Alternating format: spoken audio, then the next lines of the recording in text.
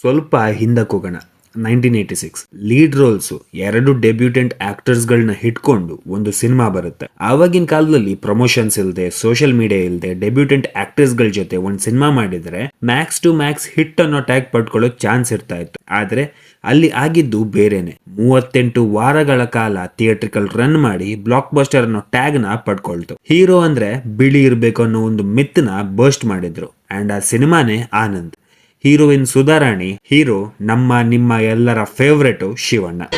ತುವಿ ತುವಿ ತುವಿ ಎಂದು ಹಾಡುವ ಹೊಸ ಹಕ್ಕಿಯ ನೋಡಿದೆ, ಕೇಳುತ್ತಾ ಕೇಳುತ್ತಾ ಮೇಲೆ ನಾ ಹಾರಿದೆ, ಕೇಳುತ್ತಾ ಕೇಳುತ್ತಾ ಮೇಲೆ ನಾ ಹಾರಿದೆ, ಹಾಡಿದೆ ತುವಿ ತುವಿ ತುವಿ ತುವಿ ತುವಿ ತುವಿ ತುವಿ. ಒಂದು ಕಡೆ ಡಾಕ್ಟರ್ ರಾಜ್ಕುಮಾರ್ ಹಾಗೂ ಡಾಕ್ಟರ್ ವಿಷ್ಣುವರ್ಧನ್ ಅವರಿಬ್ರು ಕೂಡ ಒಳ್ಳೆ ಫೇಸ್ ಇಟ್ಕೊಂಡು, ಒಳ್ಳೆ ಕಲರ್ ಇಟ್ಕೊಂಡು ಎಷ್ಟೋ ಹುಡುಗಿರ್ಗೆ ಕ್ರಶ್ ಆಗಿದ್ರೆ, ಈಚೆ ಶಿವಣ್ಣ ಕಪ್ಪಗಿದ್ರು ಕೂಡ ಅದೆಷ್ಟು ಹುಡುಗಿರ ಮನ್ಸಲ್ಲಿ ಜಾಗ ಮಾಡ್ಕೊಂಡ್ರು. ಬೆಳ್ಳಿಗಿದ್ರೆ ಮಾತ್ರ ಹೀರೋ ಆಗುದನ್ನೋ ಒಂದು ಸ್ಟೀರಿಯೋ ಟೈಪ್ ನ ಅಲ್ಲಗಳೆದು ಹೋಗ್ತಾ ಹೋಗ್ತಾ ಕನ್ನಡ ಚಿತ್ರರಂಗಕ್ಕೆ ಚಕ್ರವರ್ತಿ ಆದ್ರು. ನಾನು ನಿಮ್ಮ ಇನ್ಸೇನ್ ಅಧ್ಯಕ್ಷ. ಅಂಡ್ ಇವತ್ತು ಇದೇ ವಿಶೇಷ, the rise of Shivanna. Rajkumar ಅವರ ಜ್ಯೇಷ್ಠ ಪುತ್ರರಾದ ಶಿವರಾಜ್ ಕುಮಾರ್ ಅವರ ನಿಜವಾದ ಹೆಸರು ಪುಟ್ಟಸ್ವಾಮಿ. 1962 ಅಲ್ಲಿ ಮದ್ರಾಸ್ ಪ್ರಾಂತ್ಯದಲ್ಲಿ ಜನಿಸಿದ ಇವರು 86 ಅಲ್ಲಿ ಹೀರೋ ಆಗಿ ಡೆಬ್ಯೂಟ್ ಮಾಡ್ತಾರೆ. ಆವಾಗ ಅವರಿಗೆ ವಯಸ್ಸು 24 ವರ್ಷ. ನನ್ಗೂ 24. ಮನೇಲಿ ಕೂತ್ ವಿಡಿಯೋ ಮಾಡ್ತಾ ಇದ್ದೇನೆ. ಯಾವ ವಿಡಿಯೋ ಅಂತ ಕೇಳ್ಬೇಡಿ ಮಾರೆ, ಸಾವು. ಇವಾಗ ತುಂಬಾ ಜನ ಹೇಳ್ಬೋದು, ಶಿವಣ್ಣನ್ಗೇನಪ್ಪ ಸೂಪರ್ ಸ್ಟಾರ್ ಮಗ, ನೆಪೋಟಿಸಮ್ ಅಲ್ಲಿ ಹೀರೋ ಆಗಿರ್ತಾರೆ ಅಂತ. ನಿಮ್ಗಳ ಲಾಜಿಕ್ ಪ್ರಕಾರ ಹೋದ್ರೆ ಅರ್ಜುನ್ ಕಪೂರ್, ಬಾಬಿ ಡಿಯೋಲ್ ಇವರೆಲ್ಲ ಸೂಪರ್ ಸ್ಟಾರ್ಸ್ ಆಗ್ಬೇಕಿತ್ತಲ್ವಾ? ಯಾಕಾಗಿಲ್ಲ? ಒಂದು ವಿಷಯ ಅರ್ಥ ಮಾಡ್ಕೊಳ್ಳಿ, ಸ್ಟಾರ್ ಕಿಡ್ಸ್ಗೆ ಡೆಬ್ಯೂಟ್ ಮಾಡೋದು ಸುಲಭ ನಿಜಾನೇ, ಆದ್ರೆ ಆ ಡೆಬ್ಯೂಟ್ ನ ಕನ್ವರ್ಟ್ ಮಾಡಿ ಸ್ಟಾರ್ಡಮ್ ಪಡ್ಕೊಳ್ಳೋದು ತುಂಬಾ ಕಷ್ಟ. ಇಂಡಸ್ಟ್ರಿನ ಕ್ಯಾರಿ ಮಾಡೋ ಲೆವೆಲ್ಗೆ ಹೋಗೋದು ಇನ್ನ ಕಷ್ಟ. ಅಂಡ್ ಅದರಲ್ಲಿ ಶಿವಣ್ಣ ಬಹಳ ಮುಂದೆ ಇದ್ದಾರೆ. ಅವರ ಸಕ್ಸಸ್ಗೆ ಏನೆಲ್ಲ ರೀಸನ್ಸ್ ಇರ್ಬೋದು, ಪ್ಲಸ್ ಮೈನಸ್ ಎಲ್ಲ ನಾನು ಇವತ್ತು ನಿಮಗೆ ಹೇಳ್ತೇನೆ. ಪ್ರೆಸೆಂಟ್ ಅಲ್ಲಿ ನಮ್ಮ ಇಂಡಸ್ಟ್ರಿಲಿ ಹೀರೋ ಹಾಗೂ ವಿಲನ್ 2 ರೋಲ್ಸ್ ನ ಕೂಡ ಚೆನ್ನಾಗಿ ಮಾಡೋರು ಯಾರಾದಿದ್ರೆ, ಮಾಸ್ ಹಾಗೂ ಕ್ಲಾಸ್ 2 ರೋಲ್ಸ್ ಅನ್ನ ಚೆನ್ನಾಗಿ ಮಾಡೋ ಕೆಪಾಸಿಟಿ ಯಾರಿಗಾದ್ರೂ ಇದ್ರೆ, ಆಕ್ಟಿಂಗ್ ಜೊತೆ ಆಟಿಟ್ಯೂಡ್ ಹಿಡ್ಕೊಂಡು ಬೇರೆ ಲ್ಯಾಂಗ್ವೇಜ್ ಗಳಲ್ಲಿ ನಮ್ಮ ಇಂಡಸ್ಟ್ರಿ ಬಗ್ಗೆ ಮರ್ಯಾದೆ ಹೆಚ್ಚಿಸೋ ಕೆಪಾಸಿಟಿ ಯಾರಿಗಾದ್ರೂ ಇದ್ರೆ, ಸೂಪರ್ ಸ್ಟಾರ್ ರಜನಿಕಾಂತ್ ಅವರ ಸಿನಿಮಾದಲ್ಲಿ ರಜನಿಕಾಂತ್ ಅವರನ್ನೇ ಮೀರಿಸುವಂತ ಆಕ್ಟಿಂಗ್ ಕಣ್ಣಲ್ಲೇ ಮಾಡೋದು ಯಾರಿಗಾದ್ರೂ ಇದ್ರೆ ಅದು ಶಿವಣ್ಣನ್ಗೆ ಮಾತ್ರ. Because he is the OG. Original gangster.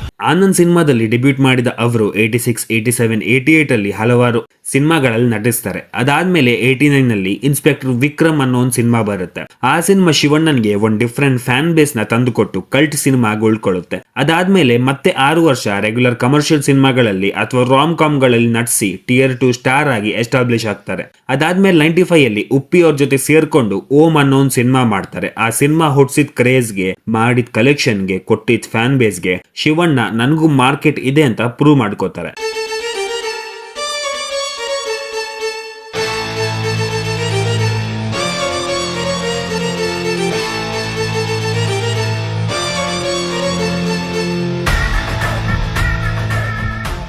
ಅದಾದ್ಮೇಲೆ ಮತ್ತೆ ಕೆಲವು ರೆಗ್ಯುಲರ್ ಕಮರ್ಷಿಯಲ್ ಸಿನಿಮಾಗಳಲ್ಲಿ ಕಂಟಿನ್ಯೂ ಮಾಡ್ತಾರೆ. ಕೆಲವು ಹಿಟ್ ಆಗುತ್ತೆ, ಕೆಲವು ಫ್ಲಾಪ್ ಆಗುತ್ತೆ. ಡಾಕ್ಟರ್ ರಾಜ್ಕುಮಾರ್ ಅವರು ಕೂಡ ವಯಸ್ಸಾಯ್ತು, ಇನ್ನೇನು ರಿಟೈರ್ ಆಗ್ಬೇಕು, ಇನ್ ಮುಂದೆ ದೊಡ್ಡ ಮನೆಯಿಂದ ದೊಡ್ಡ ಸ್ಟಾರ್ ಇಲ್ಲ ಅನ್ನೋ ಅಷ್ಟರಲ್ಲಿ 2005ರಲ್ಲಿ ಪ್ರೇಮ್ ಅವ್ರ ಜೊತೆ ಸೇರ್ಕೊಂಡು ಜೋಗಿ ಅನ್ನೋ ಸಿನಿಮಾ ಮಾಡ್ತಾರೆ. ಅಂಡ್ ಅದು ಆಲ್ ಟೈಮ್ ಬ್ಲಾಕ್ ಬಸ್ಟರ್ ಆಗುತ್ತೆ.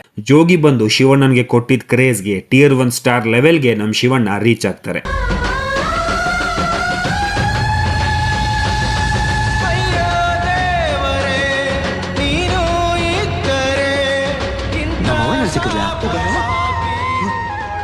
ಅವತ್ತು ಅಷ್ಟು ಹಿಡಿದ್ರೆ ನಮ್ಮವ್ವ ಸಿಗ್ತಾಳಂತ ಹೇಳ್ದೆ, ಆದ್ರೆ ಇವತ್ತು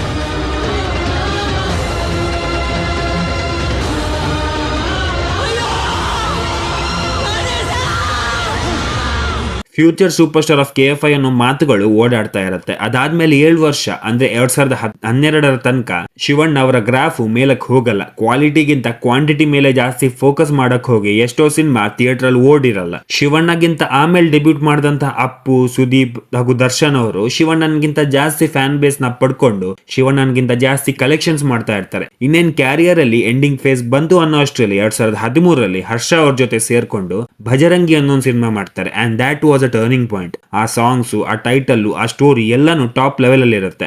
ಅಂಡ್ ಶಿವಣ್ಣ ಮತ್ತೆ ಫೀನಿಕ್ಸ್ ತರ ಎದ್ ನಿಲ್ತಾರೆ. ಅದಾದ್ಮೇಲೆ Vajrakaya, killing Veerappan, Shivalinga, mass leader ಅನ್ನೋ back to back blockbusters ಗಳಲ್ಲಿ ಅವ್ರು ಆಕ್ಟ್ ಮಾಡ್ತಾರೆ. ಓಕೆ, ಶಿವಣ್ಣ ತನ್ನ ಪೀಕ್ ಗೆ ವಾಪಸ್ ಬಂದಿದ್ದಾರೆ ಅನ್ನೋಷ್ಟರಲ್ಲಿ ಮಫ್ತಿ, ಟಗರು, ದ ವಿಲನ್, ಬಜರಂಗಿ 2, ವೇದ ಮಾಡಿ ನನಗ್ ಪೀಕ್ ಅನ್ನೋದೇ ಇಲ್ಲ ಕಂಡ್ರು, ಸ್ಕೈ ಈಸ್ ದ ಲಿಮಿಟ್ ಅಂತ ಒಂದಕ್ಕಿಂತ ಒಂದು ಬೆಂಕಿ ಸಿನಿಮಾಗಳಲ್ಲಿ ಆಕ್ಟ್ ಮಾಡಿ ಸೈ ಎನ್ಸ್ಕೊಳ್ತಾರೆ. ಅದಾದ್ಮೇಲೆ ರಜನಿಕಾಂತ್ ಅವರ ಜೈಲರ್ ಅಲ್ಲಿ ಗೆಸ್ಟ್ ರೋಲ್ ಮಾಡಿ ರಜನಿ ಅವರ ಸಿನಿಮಾದ ಕ್ಲೈಮ್ಯಾಕ್ಸ್ ಅಲ್ಲಿ ರಜನಿ ಅವರನ್ನೇ ಮೀರಿಸುವಂತ ಆಕ್ಟಿಂಗ್ ಮಾಡಿ ಬರೀ ಕರ್ನಾಟಕಕ್ಕೆ ಮಾತ್ರ ಅಲ್ಲ ಇಡೀ ಇಂಡಿಯಾಗೆ ತನ್ನ ಆಕ್ಟಿಂಗ್ ರೇಂಜ್ ಏನು ಅಂತ ತೋರಿಸ್ಕೊಡ್ತಾರೆ. ಅದಾದ್ಮೇಲೆ ಧನುಷ್ ಅವರ ಕ್ಯಾಪ್ಟನ್ ಮಿಲ್ಲರ್ ಅಲ್ಲಿ ಧನುಷ್ ಅವರನ್ನು ಕೂಡ ಮೀರಿಸಿ ಆಕ್ಟಿಂಗ್ ಮಾಡಿ ಕ್ಲೈಮ್ಯಾಕ್ಸ್ ಅಲ್ಲಿ ಬೆಂಕಿ ಹಚ್ತಾರೆ. அங்கே மூணாவது ஒருத்தன் இருப்பான். யாரோ கதா திறக்கிற சத்தம் கேட்குதுண்ணா.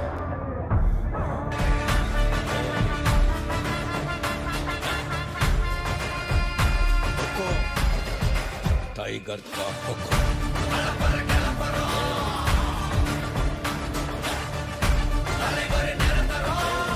ಶಿವಣ್ಣ ಅಂದ್ರೆ ಬರೀ ಆಕ್ಟರ್ ಅಲ್ಲ, ನಮ್ಮ ಇಂಡಸ್ಟ್ರಿಯ ಲೆಜೆಂಡ್ ಅನ್ನೋದು ಇವತ್ತಿನ ಈ ವಿಡಿಯೋದಲ್ಲಿ ನಮಗೆ ಗೊತ್ತಾಯ್ತು. ಶಿವಣ್ಣ ಇಲ್ಲ ಅಂದ್ರೆ ಈ ಇಂಡಸ್ಟ್ರಿಗೆ ತುಂಬಾ ಲಾಸ್ ಆಗತ್ತೆ. ಸೊ ಅವರಿಗೆ ಬಂದಂತ ಈ ಕ್ಯಾನ್ಸರ್ ಅವರ ಈ ಮಾಸ್ನೆಸ್ಗೆ ಹೆದರ್ಕೊಂಡು ಓಡೋಗ್ಲಿ ಅಂತ ಹಾರೈಸ್ತಾ ಈ ವಿಡಿಯೋನ ಮುಗಿಸ್ತಾ ಇದ್ದೇವೆ. ಧನ್ಯವಾದಗಳು. ಅಷ್ಟೇ. ನಾನಂದ್ರೆ ವಿಶೇಷ, ನಾ ಇದ್ರೆ ಸಂತೋಷ, ನಾನ್ ಯಾರು ಗೊತ್ತಾಯ್ತಾ?